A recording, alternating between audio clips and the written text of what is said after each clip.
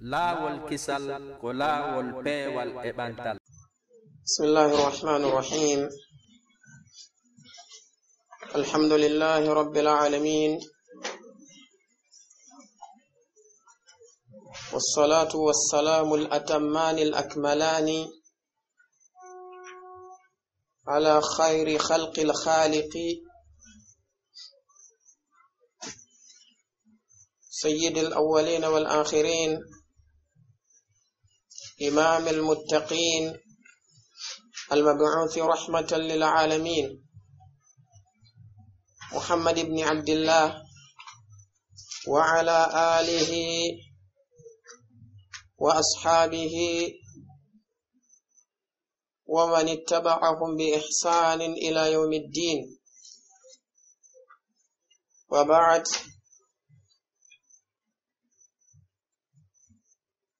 فإننا في هذه الليلة الشريفة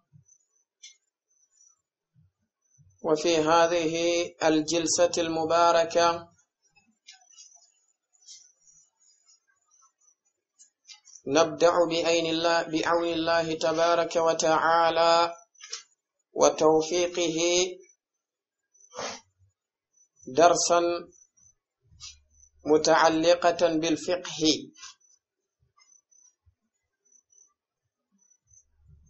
وقد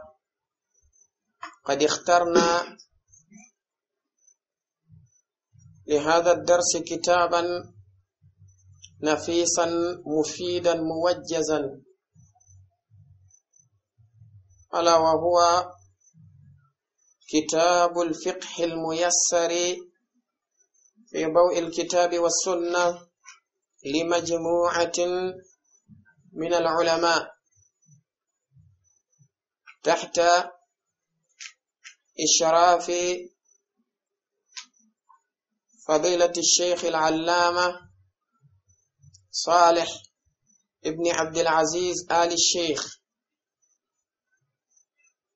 وزير الشؤون الإسلامية بالمملكة العربية السعودية حاليا،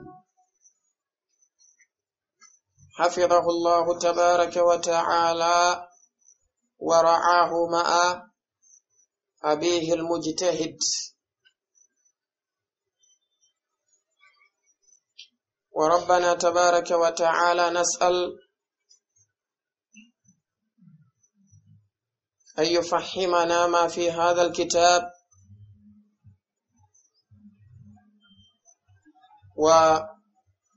ويرزقنا العمل بما فيه من المسائل الصحيحة، وأن ينفع به جميع المسلمين والمسلمات، ويجعل هذا العمل الصالح في موازين حسنات المؤلفين، إنه ولي ذلك والقادر عليه ومولاه. ليت الله سبحانه وتعالى anko joomi meɗen tabaraka wa ta'ala neminɗo hadduɗo e yettede kañumma e jarnede. En du'ano nelaɗo on sallallahu alayhi wa alihi wa sallama wondude e ɓeɗo gomɗinɓe e nder suudu maɓɓe ɗum, kañumma e dendanigal ɓeɗo sahabaɓe maɓɓe e kala manin neɗɗanke mo tawata o nyentinowo oɗo sunna maɓɓe ha nyalande dargal. Aray e oɗo kikiɗe tedduɗo e ndeɗo jonde, inchallahu tabaraka wa ta'ala hiɗen fuɗɗo jangande nde tawata ko yowodirde e ko wiyete alfiqhu. Aray kañum nden ɗo jangande hiɗen suɓi e mayre ndeɗo deftere wi'etende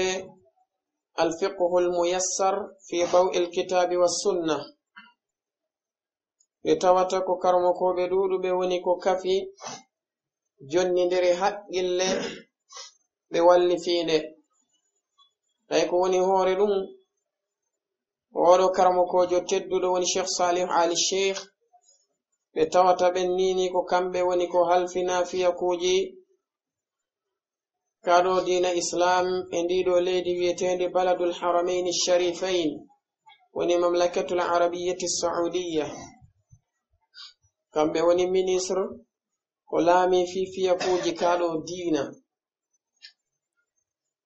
aray ndeɗo deftere wano inde mayre on ɓanginiri non ko deftere nde tawata ko raɓɓinɗinade e oɗo fannu wi'eteɗo fiqhu deftere nde tawata none no nde yuɓɓira non ko wonande oɗo neɗɗo mo tawata ko wi'eteɗo talibu ilmin mubtadi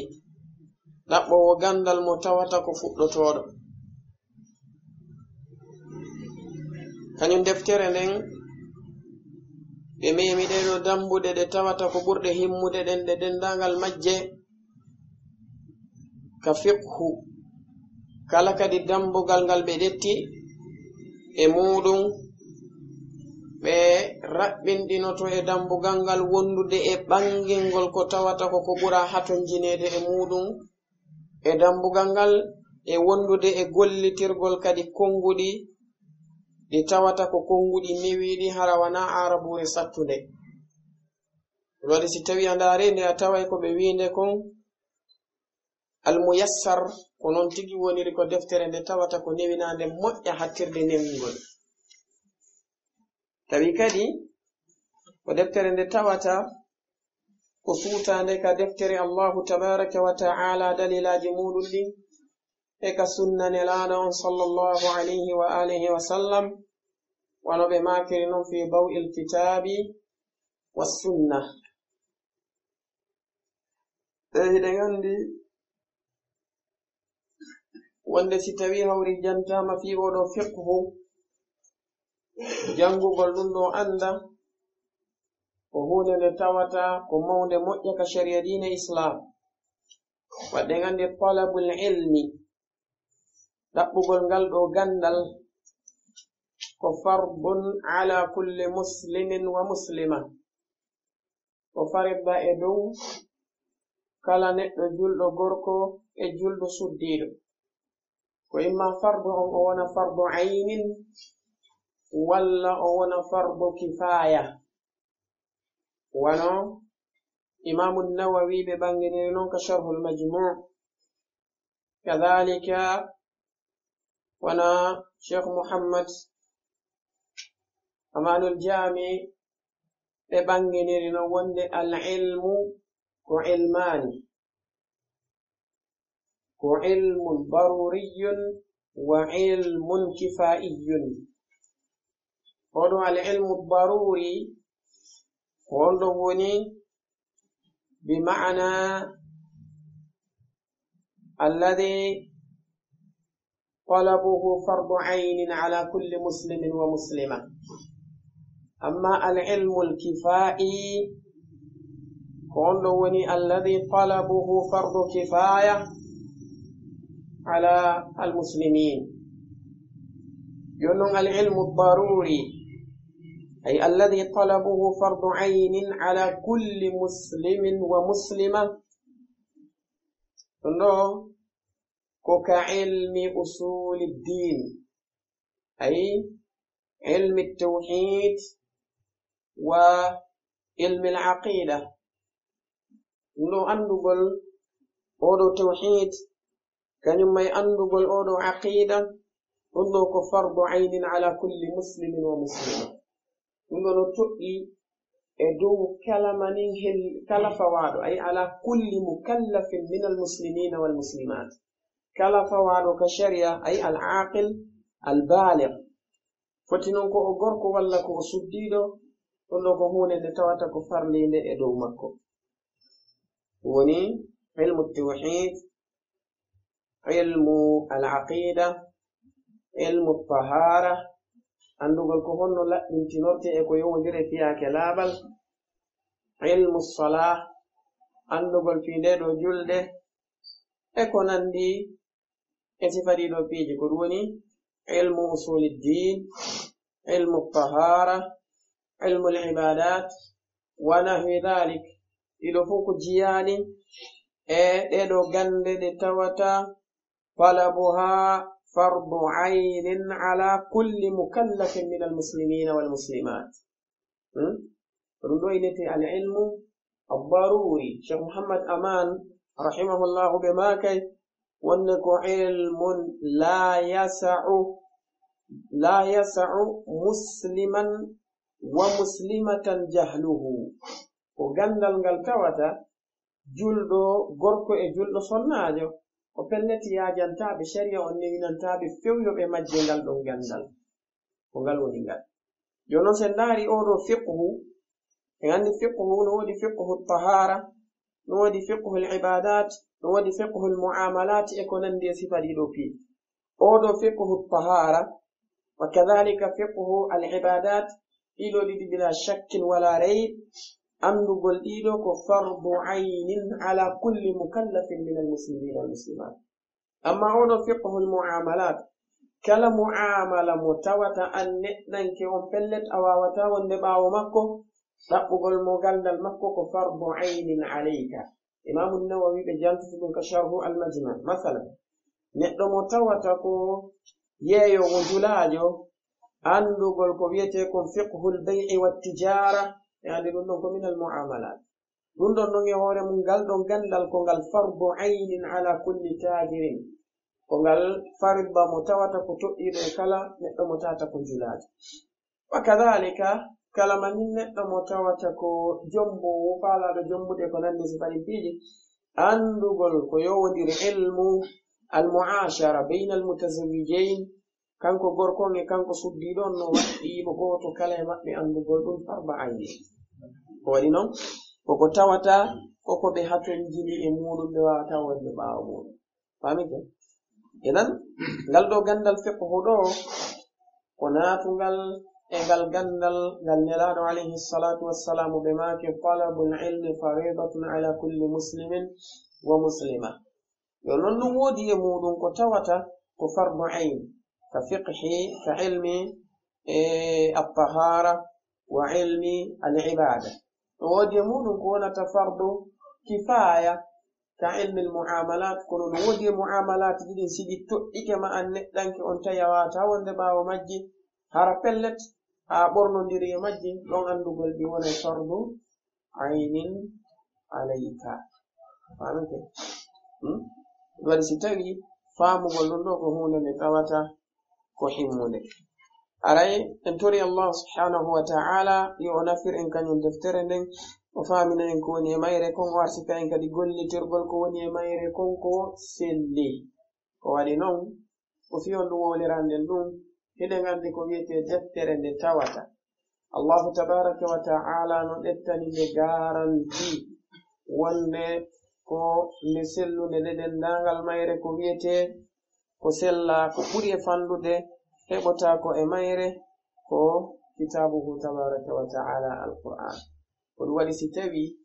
imam ibnu rajab alhanbali ɓe maaki wonde aba allahu lismata li kitabin gayri kitabihi walakinna almunsif ma yani man igtafara qalila khata'i almar'i fi kathiri sawabihi. kamɓe imam ibnu rajab alhanbali ɓe maaki wonde aba allahu lismata li kitabin gayri kitabihi, allah tabaraka wa ta'ala o salanike hiwgol deftere kala deftere si wona deftere makko nde. ko nden ɗon o ɗettani garanti wonde nden ɗon la yatihi albatilu min bayni yadayhi wala min khalfihi. o wi inna nahnu nazzalna dhikra wa inna lahu la hafidun. kanko allahu tabaraka wa ta'ala o ɗettani nden ɗon garanti. nden ɗon deftere kanko allah subhanahu wa ta'ala o ɗettaninde garanti ko wiyete mere natata e mayre. kamɓe imam ibnu rajab ɓe maki walakinna almunsif man igtafara qalila khata'i almar'i fi kathiri sawabihi. o woni neɗɗo nunɗuɗo ko kala manin neɗɗo mo tawata ko daaruɗo deftere goɗɗo madama ko neɗɗo mo tata finde makko nden no selli neɗɗo mo tata ko jeyaɗo min ahli sunnati wal jamaa o ndaara falji wondi toon ɗin madama ko falji seeɗaji o yaafoɗi ɗon o gollitira honɗum o hawrodiri e sawaba ko nam ɓe maaki wonde awwalan kitabu tahara ويشتمل على 10 أبواب. الباب الأول في أحكام الطهارة والمياه وفيه عدة مسائل. المسألة الأولى في التعريف بالطهارة وبيان أهميتها وأقسامها. أولا أهمية الطهارة وأقسامها. الطهارة هي مفتاح الصلاة وآكد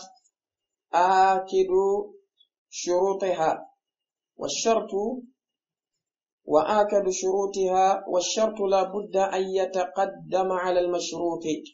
والطهارة على قسمين. القسم الأول طهارة معنوية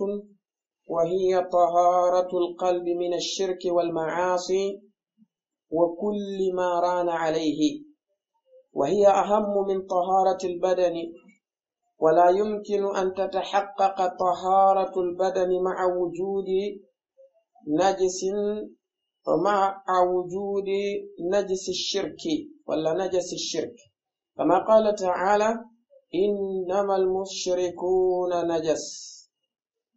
القسم الثاني الطهارة الحسية، وسيأتي تفصيل القول فيها في الأسطر التالية. بماكي وند أولا أرنونك كتاب الطهارة وني أي جامع الطهارة. ودو كتاب الطهارة معنى مونو جامع الطهارة، يعني ko bindi ɗi tawata ko moɓuɗi mas'alaji ɗi tawata ko mas'alaji yowondirɗe fiyake ngal ɗo laaɓal. ɓe maki non wa yashtamilu ala 10 abwab. kañum oɗo kitabu tahara himo moɓodiri e dow dambuɗe 10. ɓe gandi kalmokoɓe fiqhu ɓen ana woniri non aada maɓɓe on no Cheikh Usamin ɓe makiri non rahimahullah ka mujallad arano ka sharhul mumti. ɓe maki wonde kalmokoɓe fiqhu ɓen aadatan heɓe andira ka waɗugol tartib defte maɓɓe fiqhu ɗen. ɓe waɗay kutub, waɗa kitabu tahara, kitabu salah, kitabu kada wa kada. tahta hadhihi alkutub ɓe waɗa abwab, bab kada wa kada. تحت هذه الأبواب بوضع فصل في كذا وكذا. نفوق في وضع الترتيب التيسير الفهمي للطالب في نوين الفهم أولا نتلو متاتك جنبه. أي بماذا كتاب الطهارة ويشتمل أي هذا الكتاب على 10 أبواب. دنبو دي سبقنا إليه وضع كتاب الطهارة. الباب الأول دنبغل أرنانغل في أحكام الطهارة والمياه. كفي ديرو نياوجه دي تواتا كو نياوجه لا بانغال كانيوما إديرين، يعني بانغي نانغول إن نياوجه دي تواتا كو أحكام متعلقة بالطهارة. نياوجه يوندر دي فيها كنغال دو لابل،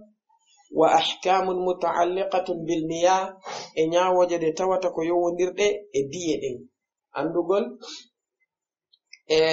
نونيجي لابل كوديكم كيفية هنو كانون إندو نونيجي دي قولي ترتي كوانا نونكا دي عندقل نونيجي دي كوداكم eko diye honde woni ko sellata gollitirgol ka dewe tawa sellata kade gollitire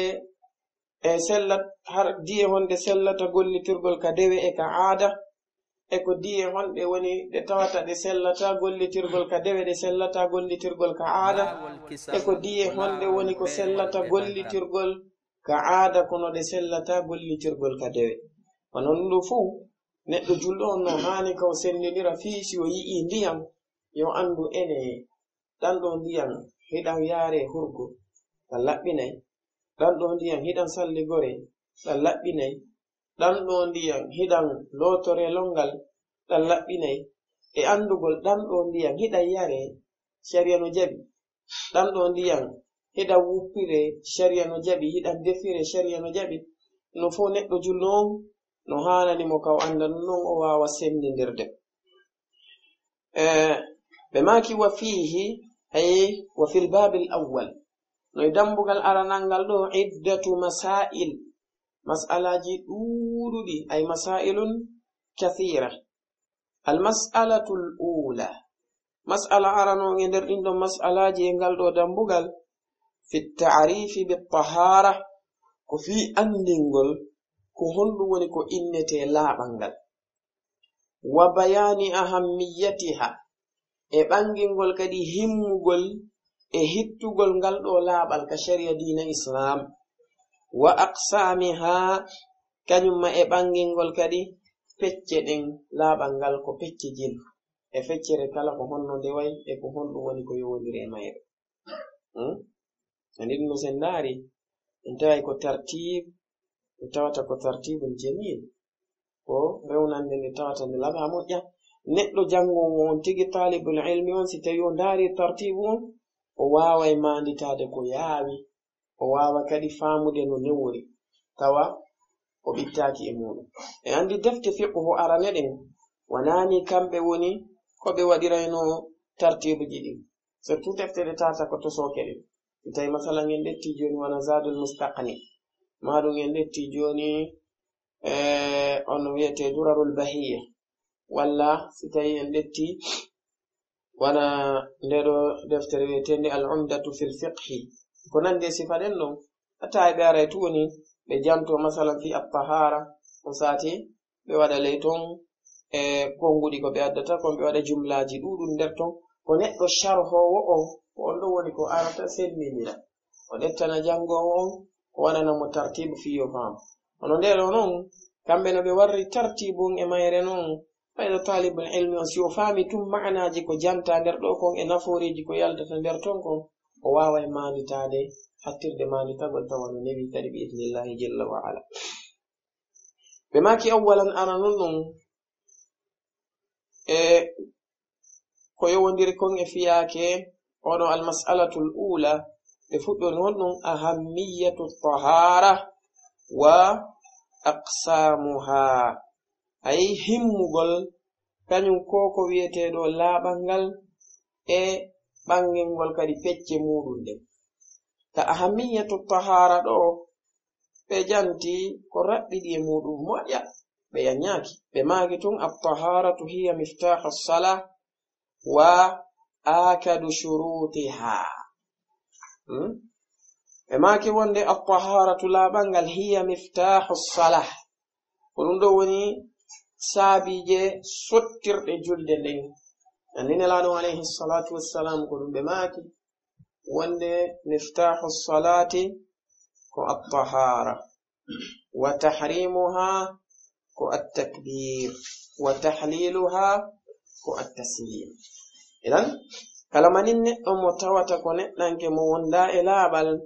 on ɗon neɗɗo kanko udditata julde abadan haysi tawi hawri o darike kanko neɗɗo ngo juuli gila ka fajiri feeri ɗon hakanage ngen muti ɗon kanko la yu'addu fi salatin o kontatake koye nder julde woni ko on wanon o jogitake miftahu sala ma fatahaha o udditali julde nde miftahu sala ko at-tahara wa akadu shurutiha kañum oɗo tahara kadi woni ngal ɗo laaɓal ko jiyaɗo yani ko ɓurɗum tentude e shartiji julde nden nde fo mayre ɓe andi as-salatu laha shurut ani laha shurutu wujubin wa laha shurutu sihhatin ɓe andi oɗo as-salah ko jiyaɗo e min shuruti ha alwujub jiya ɗum e shartiji julde nden ɗi tawata ɗin ko shurutu wujubin afwan shurutu sihhatin min neno oɗo attahara ngal ɗo laaɓal kala manin neɗɗanke mo tata julde makko nden selley siwana hara o heɓali ko laɓɓintinora few waktu on no laawade on sharia o newnanamo yo juulo hara o laɓɓintinake sabu non wonɗum joomi meɗen wi la yukallifu llahu nafsan illa wus'aha o wi fattaqullaha mastata'tum oɗo attahara ahammiya makko on no mawni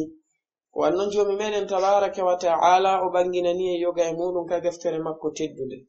o wi wonde inna allaha yuhibbu at-tawwabina wa yuhibbu al-mutatahhirin kanko allahu mo yiɗi ɓeeɗo yimɓe tuubayɓe ɓe laɓɓintino e bakkatuji ɗin himo yiɗi kadi ɓeeɗo yimɓe ɓe tawata ko laɓɓintinotoɓe ɓe iwa e tuuɗe ɗin ɓe laɓɓina ɓerɗe maɓɓe ɗen ɓe laɓɓina ɓalli maɓɓe ɗin kanko allahu tabaraka wa ta'ala o manti ɓeeɗo sahabaɓe ɓe tata ko wonnoɓe ka masjidu quba o wi fihi rijalun yuhibbuna an yatatahharu wallahu yuhibbul mutahhirin o wino e nden juulirde ɗo yimɓe ɓe tawata ko yiɗuɓe laɓɓintinagol allahu on noon no yiɗi ɓeeɗo yimɓe ɓe tawata ko laɓɓintinotoɓe ɗon ɗum si tawi allahu tabaraka wa ta'ala o yiɗi yimɓe sifitorɓe sifa bila shakkin kanko allahu mo yiɗi on ɗon sifa allahu tabaraka wa ta'ala yuhibbul mutatahhirin ɗum no yadullu ala anna allaha yuhibbu mada at-tahara allahu no yiɗi ɓalɗo laaɓal ko ɗum nelaɗum alayhi salatu wassalam ɓe maaki wonde at-tahur ko shatru al-iman ngal ɗon laaɓal se ndaari wona ka jami'u al-ulumi wal hikam ibni rajab al-hanbali rahimahullah ɓe maaki wonde ko ɓuri sellude e ko karamokoɓe ɓe tafsire kon ɗum ɗon ko ɓe sharhi ɗum ɗon kon ko faanda kon ɗon ko laɓɓintinande ɓandu ndum wonugol neɗɗo on tawa so yehi hurgo o laɓɓintinto o sharia o wiiri non kanko neɗɗo on o salligoto kadi o lowototo longal e ko nandi e sifa ɗiɗo ɗiɗi idan ɗum ɗo fof ko tindinay ɗum wonde ko ko wiyete laaɓal ɗo ko hunde nde tawata ko himmude ɓe maaki wa shartu la budda an yataqaddama ala al-mashrut ɗum ɗo ko anda ɗum e darura yani wa shartu oɗo sharti la budda an yataqaddama ala al-mashrut ko be o ardine e dow ko shartinako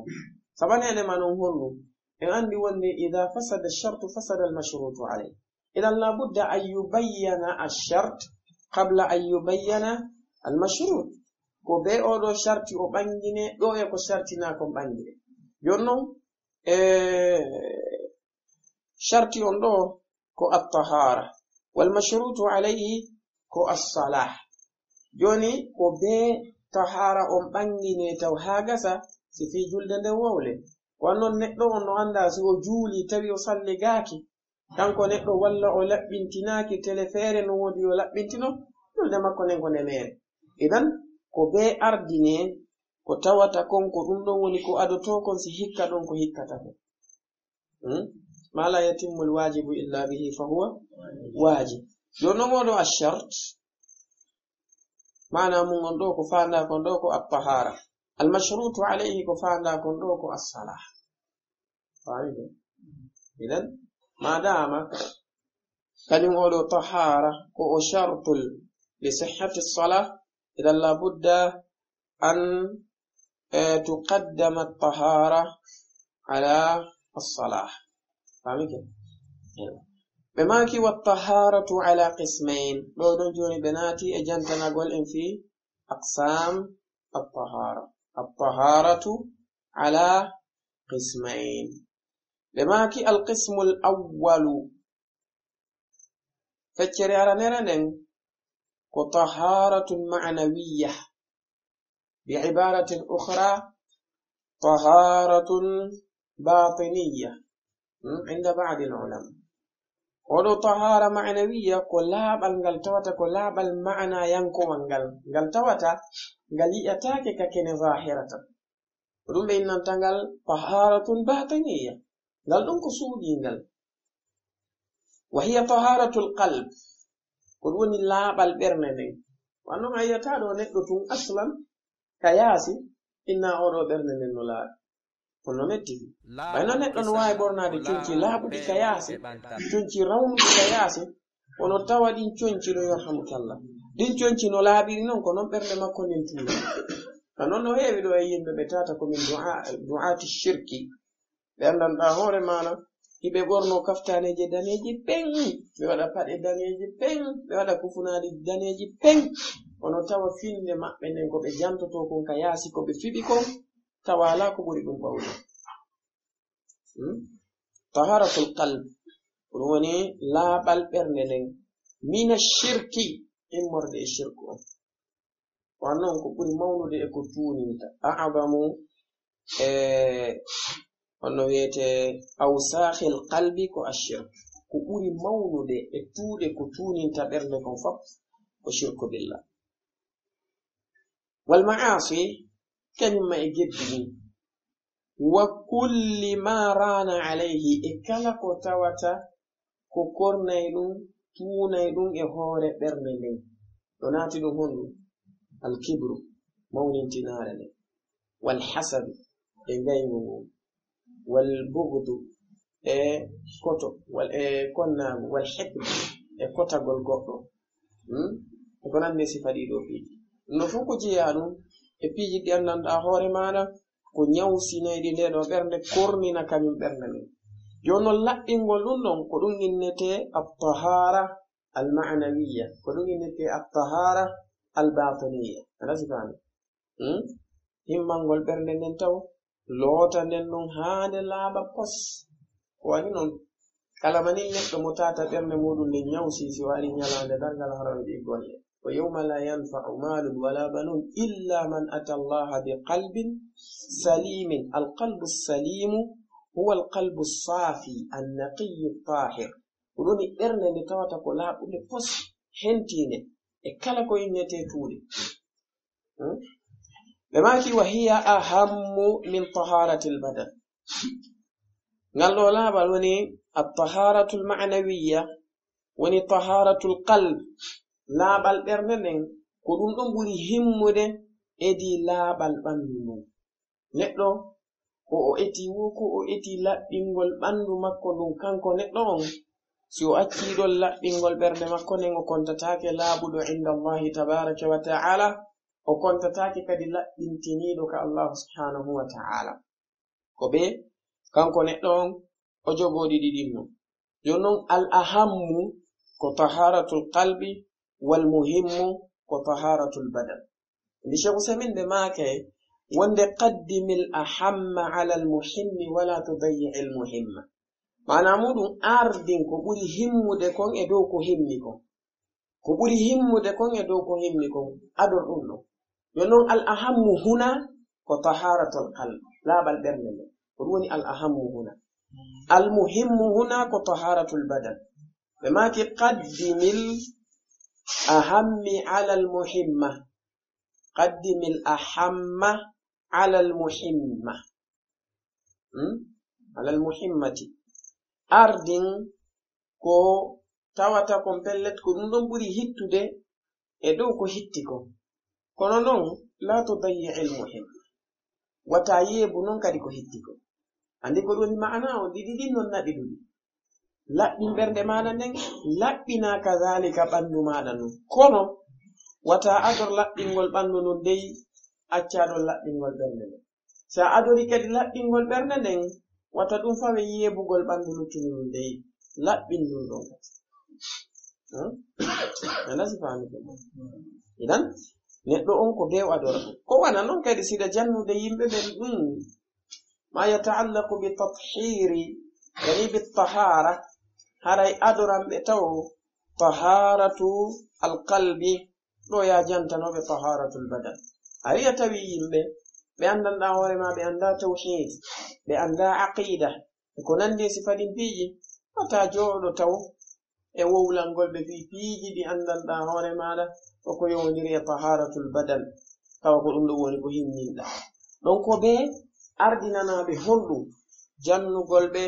ko yowdiri e tawhid jannugol ɓe ko yowdiri e aqida ɓanginanaɓe ɗum takkoranaɓe non ɗon honɗum ko yowondiri konge fiyake laɓɓintinande nde tawata nden ko at-tahara al-hissiyya ɗo woni taharatul badan qaddimil ahamma ala al-muhimmi wala tudayyi'il muhimma بماكي ولا يمكن أن تتحقق طهارة البدن مع وجود نجس الشركي بماكي وانده نوتاكو فيو نباندو لا بل باندو دون دي تبتتا وندو دي اوودي غل هنو صوب الشركو دي نتنو كود وادي سيويو دي وانده كالمانين نتلانك كوتيني وكوتيني لا بينغول باندو مكونو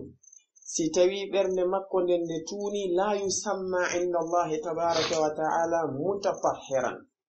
يعني جومي مبي إن الله يحب التوابين ويحب المتطهرين والله يحب المطهرين إذا نا يندتلو نتنو متوات دائما إذا مو يا سيورغونا برانديام ولوتو هاو لابا وبرنو تشونتي داني جيرو لو دي لابودي أيتمو يورغو وارتي وسلغو ونسيتوي إنسان يشرك بربه تبارك وتعالى ويدعو إلى الشرك بالله جل وعلا لا يسمى متطهرا عند الله. ورسبماكي ولا يمكن أن تتحقق طهارة البدن مع وجود نجس الشرك. ندون يوتاكو فيه. ندون ستايتمو وندي الشرك. كانكو ندنكيون أرايكوني لا بنتنا دكياسكو نفتا كما قال تعالى إنما المشركون نجس أي وصفهم الله تبارك وتعالى بالنجاسة الله تبارك وتعالى وصفه لبعض شركة صوبه يقول جمهور العلماء بماكي والنجاسة المشركين هنا المراد بهذه النجاسة كنجاسة معنوية وندك فاندا كنو كسوبة دي تاوتا كسوبة معنويا كوجي ودوني كو بإنادو إنما المشركون نجس إمام ابن حزم كان ببياري وند المراد بالنجاسة هنا كنجاسة حسية بماكي وند إذا صافحت المشرك ويده متبللة بماك فواجب عليك أن تغسل يدك لأنك مسيت نجاسة كما إمام ابن حزم البياري وندسي أسال منين الشركو وتجود مكود النبوبي ما أمامي مباندو مكود النبوبي أمامي رندو غاليكو بيلو تاجنو وانو أمامي صبي بماكي وند إنما المشركون نجس معنا مودونكو يبسوبي كم بتجي كم بياري كنجاسة حسية تبا منو إتا إمام الحسن البصري بماكي من صافح مشركا فليغسل يده بماكي كلا سال من الشركو ويصوب جولي مكوري والوكري في كلا كبر سلو دكو وما ذهب إليه الجمهور على كل حال وهل قول أولا كويتي شرك كنورندي تنا يوني القسم الأول طهارة معنوية وهي طهارة القلب وتسمى أيضا طهارة الباطنية بماكي القسم الثاني فجر دمرنكو الطهارة الحسية بعبارة أخرى عند بعض العلماء الطهارة الظاهرة ويتو بإنما الطهارة الباطنة أو بإنما الطهارة الظاهرة أيوة أو الطهارة حسية ولا بنغلتات كسويتينغا يعني كلا تداوري مانغالدون كفينيو غالكا كده لما كي وسيأتي تفصيل القول فيها في الأسطر التالية ونساتي كأرى فنسي تقول كونغول يفيكو يوندري انغالدو لابل وني الطهارة الحسية فبندي دي تواتكو أروير إن شاء الله يونو انغالدو لابل كسفت دولي ويوندري فيها الاستنجاء والاستجمار والتيمم والوضوء والغسل كونان ديمون عامل ايه كلويته الطهارة الحسية إذن تو الفامي كهون ونكو يودير فيك أقسام الطهارة في الأندامة عن أقسام الطهارة أي الطهارة على قسمين طهارة معنوية وهي طهارة القلب وتسمى أيضا طهارة باطنة. القسم الثاني طهارة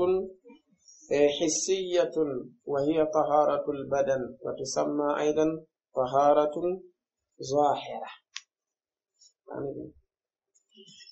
بماكي ثانيا من تعريفها أي تعريف الطهارة لو كان نقول وني معنى الطهارة وهي أي الطهارة في اللغة كحال عرب النظافة والنزاهة من الأقذار. النظافة وني لاب بقول والنزاهة هنتقول بورو من الأقذار إمرد إتود دين إسالت دين وني الطهارة كحال عرب لا بقول هنتو بورو كالكو إنته تود إسالت. وفي الاصطلاح أما نوك اصطلاح رفع الحدث وزوال الخبث. رفع الحدث وبنتو بالتيردين وزوال الخبث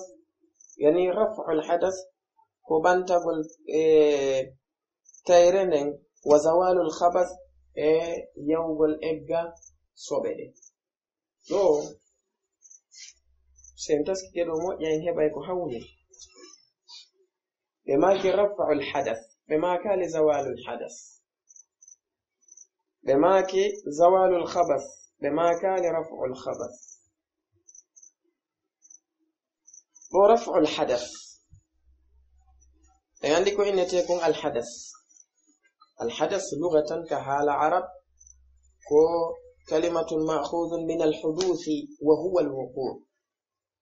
والتجدد وكون الشيء بعد أن لم يكن الحدث. كحال عرب إنما الحدث كونغول دتاغول إمردي كويتيكم الحدوث كويتينون الحدوث الوقوع ولا تقول هنا والتجدد هيدي تقول مايرة معنى مودو لا تقول مايرة توهاري دوادا نوكا فاهمك كحال عرب. أما نوستوي راما اصطلاحا كويتيكم الحدث والشيخ سمين بوادر التعريف وكشرح الممتع إماكك وصف قائم بالبدن يمنع من الصلاة ونحوها مما يشترط ولا مما تشترط له الطهارة. قلنا إنته أنه يعني الحدث هو وصف قائم إنما وصف قائم معنى مولك الشيء غير ظاهر هنا نتوتا ونافين وأنه لذا سيسالك ما كبني لو إسكي يكتين ما كنو ويندي كان خلقات لا لذا سنوان بلو إجانا بسنا كان كوولما مادام أي أنا فوق جنابه وهي مواندتا ودوان سيبي ماكي كوصف وصفة قائم أي شيء غير ظاهر وهنا نتاتا وداري ندين نكون نفينا وصف قائم بالبدن وهنا نتاتا وفين رمانين صفة متوتا وصفة داريدو إباندو نتنكيو وصفة دونو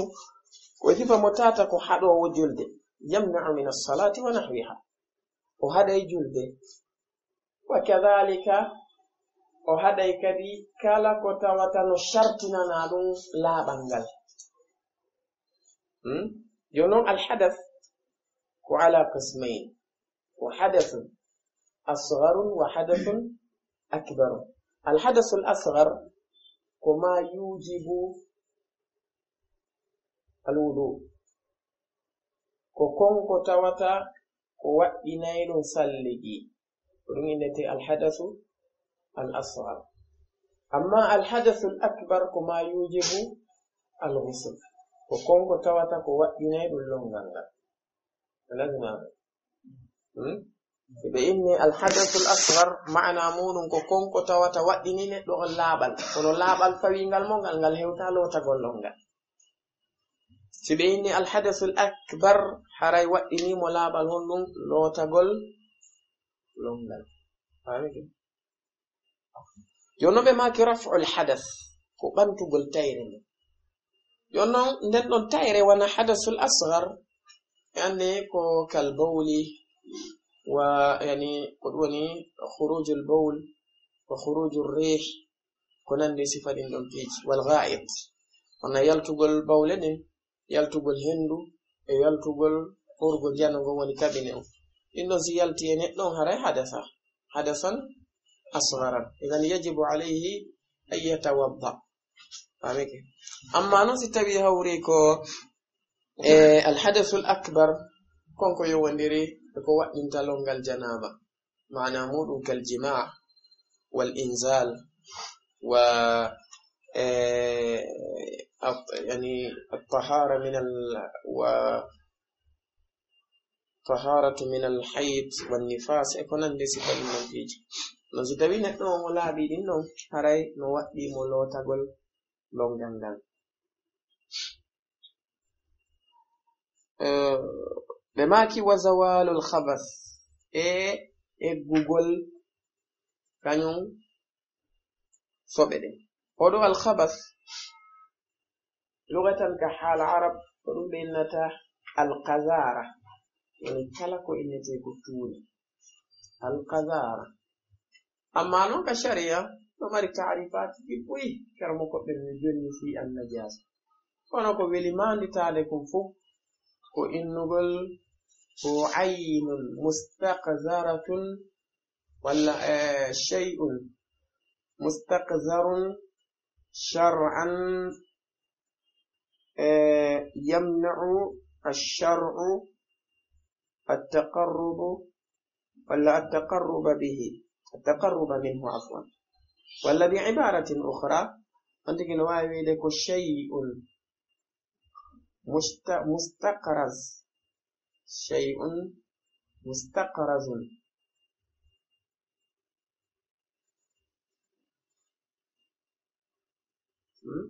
يمنع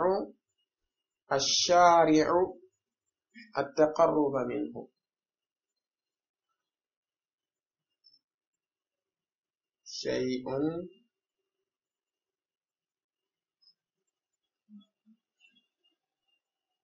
مستقرز يمنع الشارع التقرب منه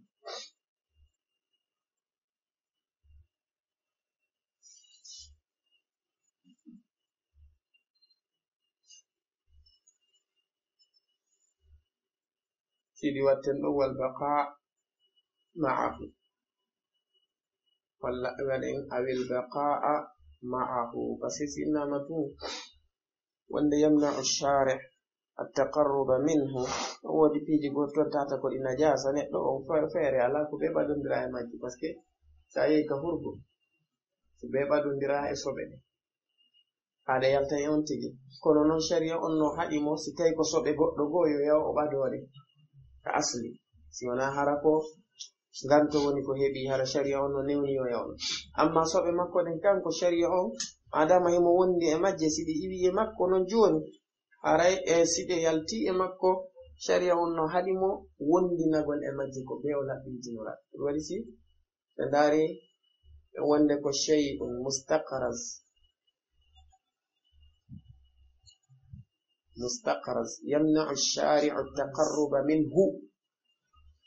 أو البقاء معه أيوة يونبي ماك رفع الحدث في هندو الرفع سابو تاودي كويتي حدث تايرن دون نتو no borno dire munu fayda sai be fayda arema yonon si ari makko ko yo tomu o ata ittude few wonno ata yaade hurgonde wotere hande ka ta yeytata si ayi abanti sine boy ha ay kadi hurgo on kadi si ari banta wasi ma kan rafa amma zawalul khabath ero sobe den kanu iwugol sobe den non no anda no wodi ka wawata ittude sobe den sobe ron kam menitude dum do few iwa fewro gameni tude on non alhaali on non neɗɗo on wawata wurude tawa hadas ala arata e makko tawi mo selli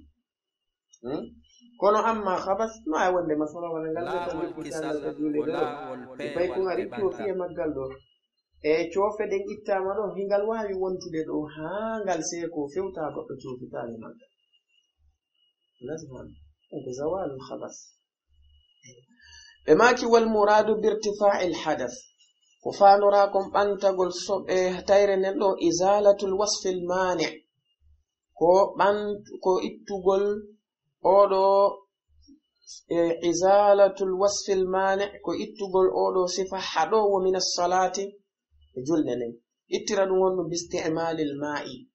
gollitirgol ndiyam dan fi jami'il badani e dendangal bannudum in kana al hadathu akbara si tawi hawri laatike tayre nden ko tayre mawde masalan o tata ko janaba o jogiti maɗum ko ƴiƴam filorɗo o laaɓe ma ko ƴiƴam ɓesugo o laaɓe donc yo gollitir ndiyam ɗan e ɓandu ndu fof mayre wa in kana hadasan asghara si tawi non laatake ko tayre to sokere yakfi mururuhu ala a'dha'il wudu'i no yona rewgol ndiyam ɗan e hoore honɗum e hoore tere salligiɗi sanko salligago ngol fu na ɓandu ndu fu ay bi niyatin kono wondude e anniye ko be neɗɗo on wonda e anniye on non si tawi hawri o jooɗi keɗo joni o looti kere makko salligiɗen fof tawi o anniyaki ko salligagol woni e muɗum ɗum ɗo yonatama ko be kanko neɗɗanke on tawa himo anni masalan si goɗɗo jooɗike joni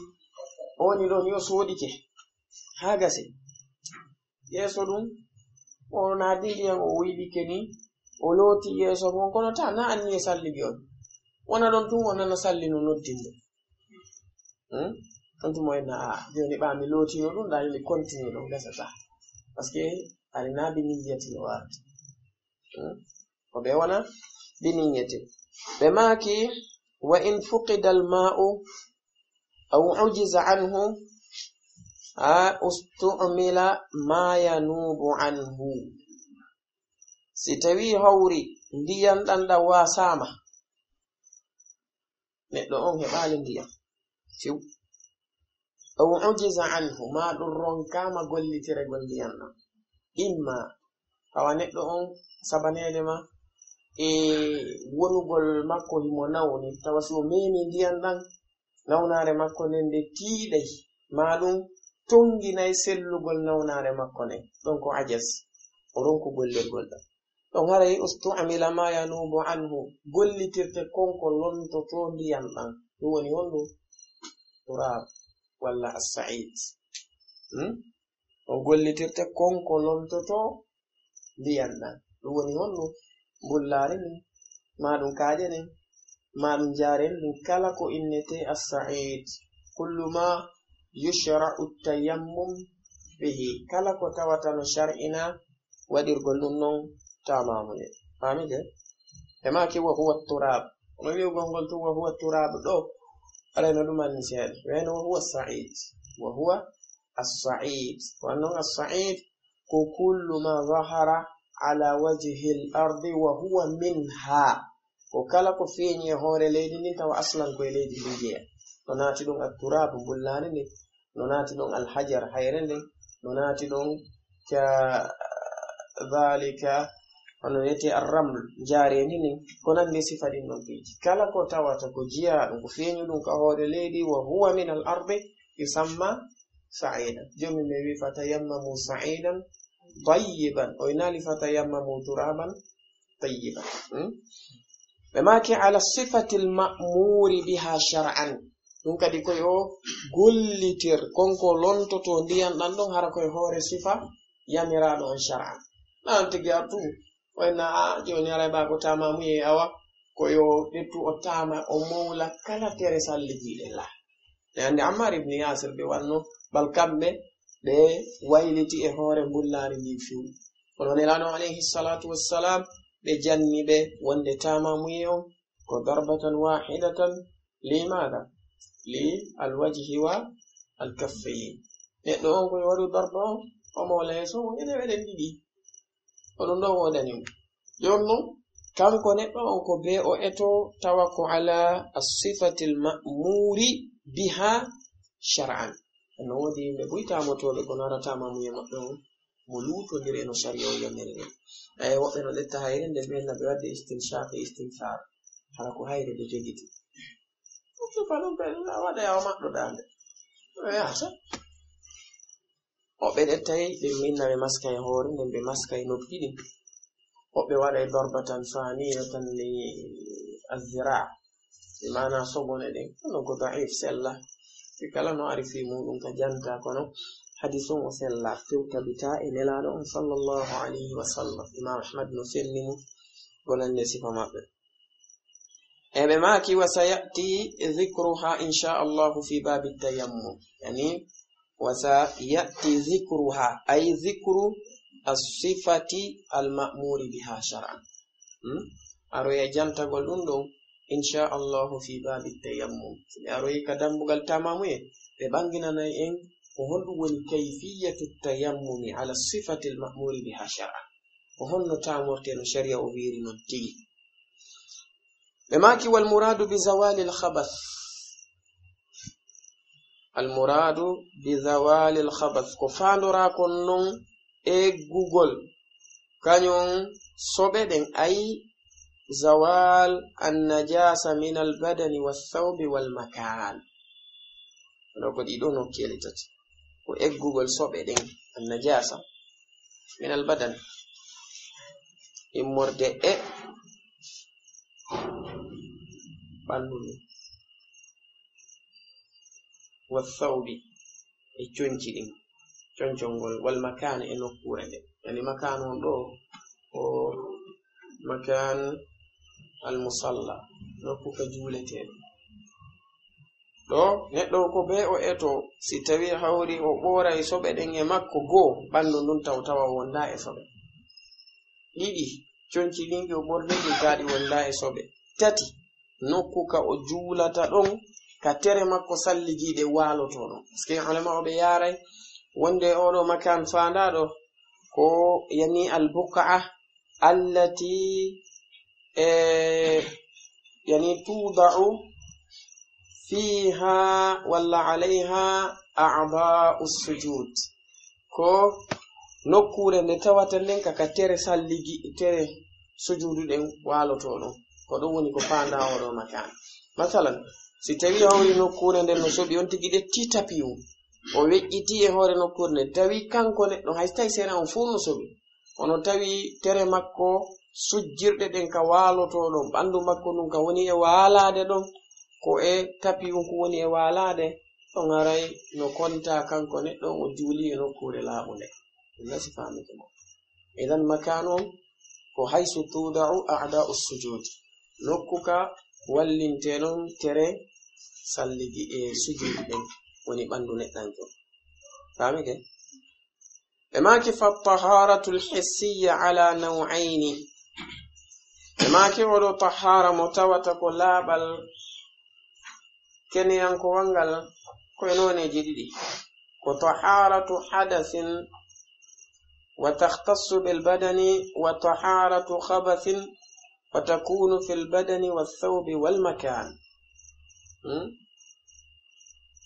الطهارة الحسية على نوعين كطهارة حدث تختص بالبدن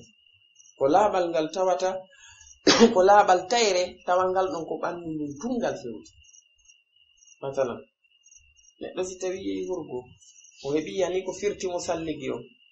salligagol makko golle andi ko bandu no salligata salligata conci makko ni o salligata nokkure ka o juulata ko wala non si tawi o heɓi tayre jande wana janaba mako nande sifanin piiji ko lotata ko bandu ɗum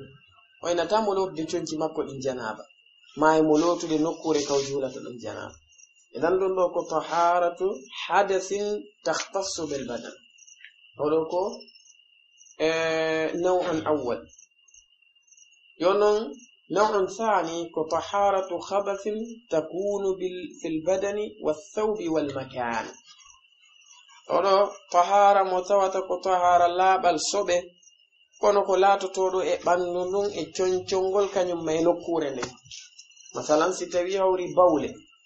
sinti e ɓandu goɗɗo ma e coñcol makko ngol ma e nokkure nden ko be kanko neɗɗanke on o laɓɓina ɗin ɗon ɗi fof non laawol kisal ko laawol peewal e ɓantal. الطهارة الحسية على نوعين تليدي وني اختصار جنوكت وين طهارة تختص بالبدن وطهارة تشمل البدن والثوب والمكان. الطهارة التي تختص بالبدن وهي طهارة الحدث. طهارة الحدث إما حدثا أصغرا وإما حدثا أكبرا. فاهمين؟ أما الطهارة التي تشمل البدن والثوب والمكان هي إزالة النجاسة من هذه الثلاثة. فاهمين؟ أيوه. إماكي والحدث على نوعين. وإن حدث كن تيرندين كنوني جديد مري. حدث أصغر وتير تسوكر وهو ما يجب به الوضوء. وكونكو تاتا سلقين وقرأون صفة كخروج البول وخروج الغائط وخروج الريح ونحو ذلك. فهمت؟ وحدث أكبر تير جند وهو ما يجب به الغسل. كونكو تاتا لونغانغال نو وقرأون ونواي كالجماع والإنزال وانتهاء الحيض والنفاس يدفون ناتنا يلوكو جيادي من الأحداث الأكبر. يماكي والخبث على 3 أنواع. ويتي صبي كون كانيون كونونيجي تاتي يعني إدو نونيجي no be feccirino ɗoni ko none no ɗi laɓɓinirteno yani bi'tibari kayfiyati tathhiri al-khabas bi'tibari tathhiri al-khabath wa huwa ala 3 anwa' none no ɗi laɓɓinirteno o ko noneji tati woni ko ɗi arata fecce tati. Ara non ko khabathun yajibu ghasluhu ko soɓe ɗe tawata no waɗi lotugol ɓe ngai ho en anda wana kabine woni hurgo janogo kadhalika wano ƴiƴan filordu e ƴiƴan ɓesugo ko wana non bawle kala manin neɗɗanke siwana bobo gurun kun tawata kun poɗanaki nyamete o nyamali nyamete go siwana biraɗan biro makko ɗan non yajibu ghasluhu ino fo no waɗɗi ɗilotugo. Wa khabathun e soɓe ɗe tawata yajibu nadhuhu ɗe tawata no waɗɗi wiccugol annadhu woni arrash wana imam ibn al-athir kamɓe ɓe makiri non annadhu ma'ana muɗum ko arrash wiccugol kono Sheikh Muhammad ibn Ali Shawkani ka Nailul Awtar kamɓe ɓe senni ɓe maki wonde annadhu ko ma bayna yani marhalati الغسل ومرحلة المسح كان نوني حكو للوتبل يمولبل وحكو للوتبل يعني النضح إمام ابن أثير كان بماجك والرش أي وخبث يجب نضحه الصبع دي تواتا دندون كهون دي لوتيرتي كون وحي ويتشغل ني إماجي ويتشغل إماجي ndo woni bawle pay kungurun kun bobo ngurun kun tawata kun nyamali nyametego kiuna biradan yo makko dan يعني إنه نوارك حديث أم قيس حديث وندك صحيحين وندو أدنو بوتايكم مكو كمبوب مكو كن يلارو عليه الصلاة والسلام بديتكم بجؤيني تهوري busal maɓɓe ɓay kunkumɓakum bawli ɗon kamɓe nelaɗo alayhi salatu wassalam ɓe noddi ndiyam ɗan adda on sati ɓe wicci kamɓe tigi ɓe maaki wonde yughsalu min bawli aljariya wa yumdahu min bawli alghulam walla yumdahu min bawli alghulam wa yughsalu min bawli aljariya ɓe maaki wonde bobo nguru uttata ko maana mudum ko nyaamali nyametego sinabirada yumma makko dan on don bawle makko den lotataake ko yontigi wiccu amma siko bobo jiwun kan don non ko lotete dum hadisaje buin war ko hadisi mamene Aisha tigi no ari fi mudum edan sifa den don sobe kanyum ko wiccetede wa khabathun yajibu mashuhu e sobe de tawata den don no waddi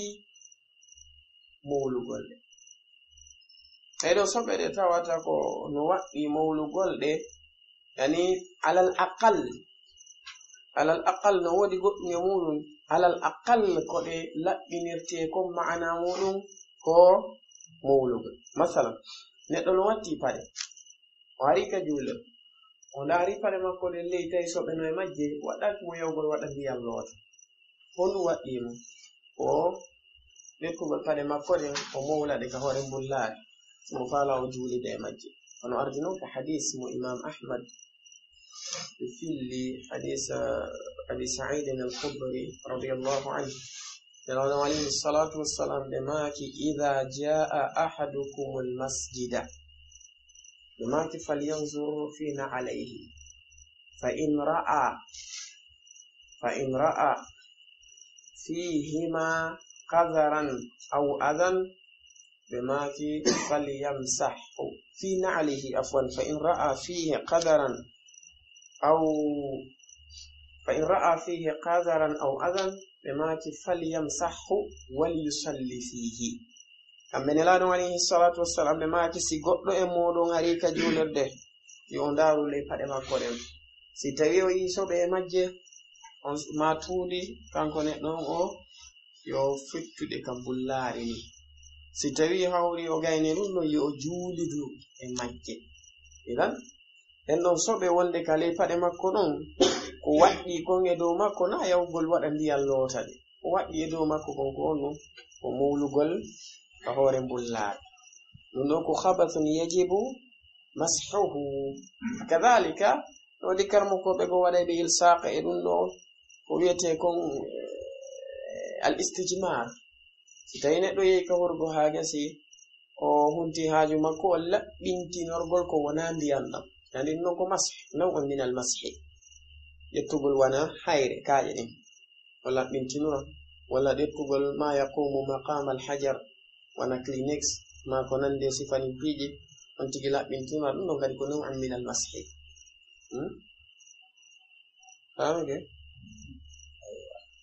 إذن الخبث على 3 أنواع خبث يجب غسله مثال ذلك هو بول الآدمي وغائط الآدمي ودم الحيض والنفاس سينما بول الآدمي معنى مولون وسوى الغلام هي الولد الذي لم يأكل طعاما وخبث يجب نضحه ودو خبث الذي يجب نضحه وبول الغلام الذي لم يأكل طعاما وخبث يجب مسحه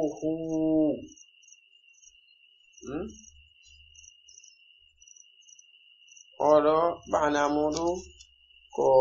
القذارة التي توجد يعني في النعال ولا في الخفاف كون عندي صفة فيه فاهمين كده ايوه نكتفي بهذا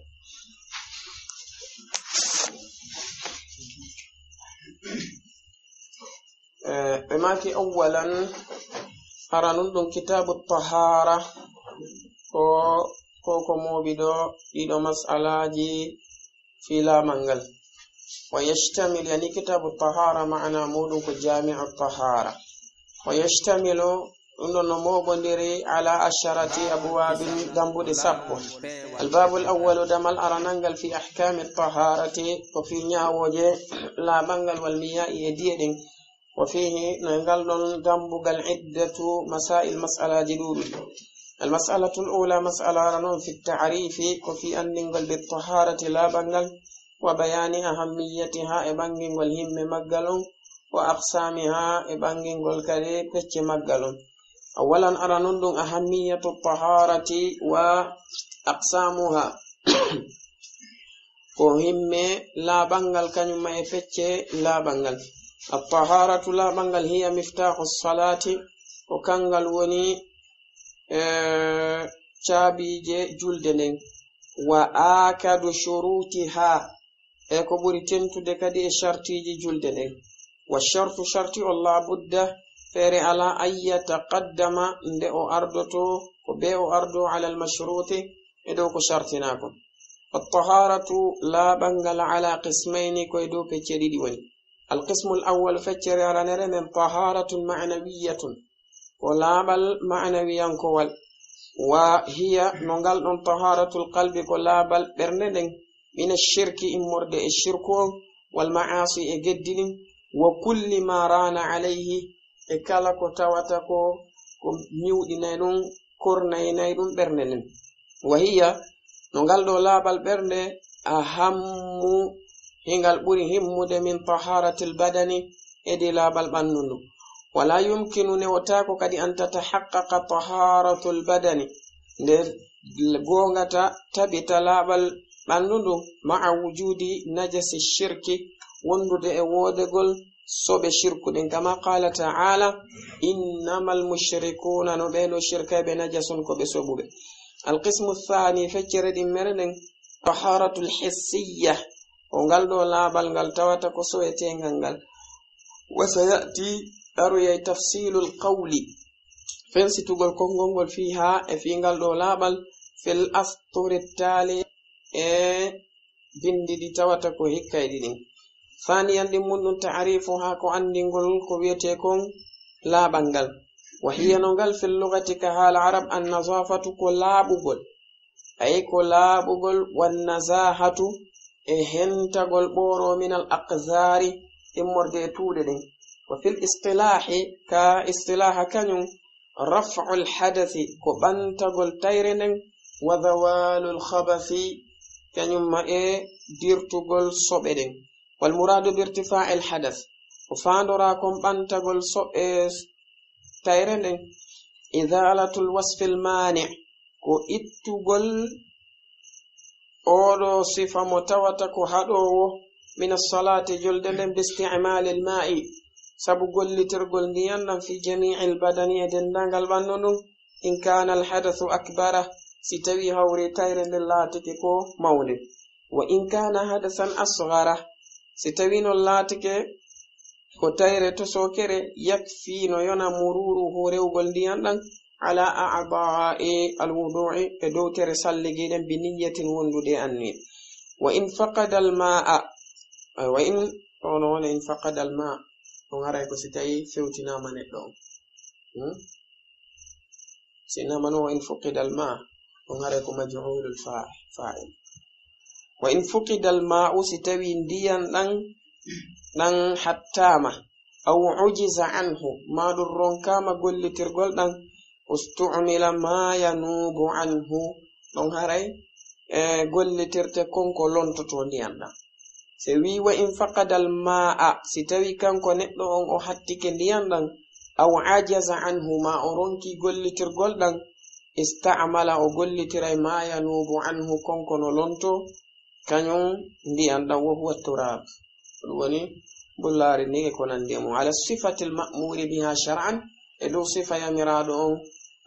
ka sharia wa sayati dhikruha ara e jantagol on sifa ɗon inchallahu si allahu o muyi fi babi tayammum sadambugal tamamuye wal muradu bi zawali al khabath o fandora kon dirtugol soɓe ɗen ayi ko woni ɗum zawalu najasati ko dirtugol soɓe ɗen min al badan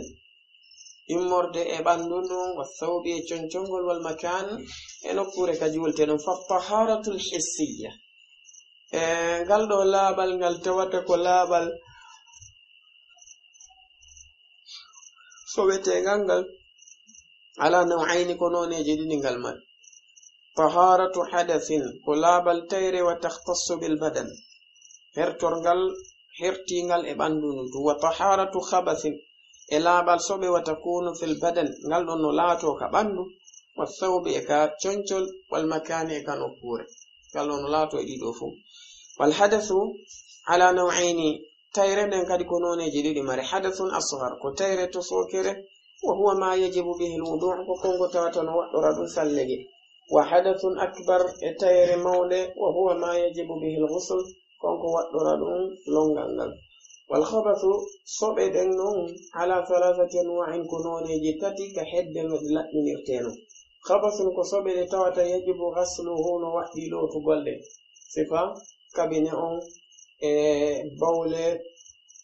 neɗɗo ko wona pay kum gorum kun tawata kum ñamali ñametego e ƴiƴam jibin e ƴiƴam ɓe sugo e ƴiƴam filorɓe ko nandi mum wa khabathun yajibu nabahuhu kañumma e soɓe ɗe tawata no waɗɗi wiccugol ɗe ɗum woni soɓe ani bawle pay kum gorum kun tata kun ñamali goɗɗum gol si wona ɓiraɗam biro makko non wa khabathun e soɓe ɗe tawata yajibu mashuhu ɗe tawata no waɗɗi maskugol woni mawlugol ɗe ani ka leydi sifa soɓe wonayde e ley paɗe neɗɗo on laawol kisal ko laawol peewal e ɓantal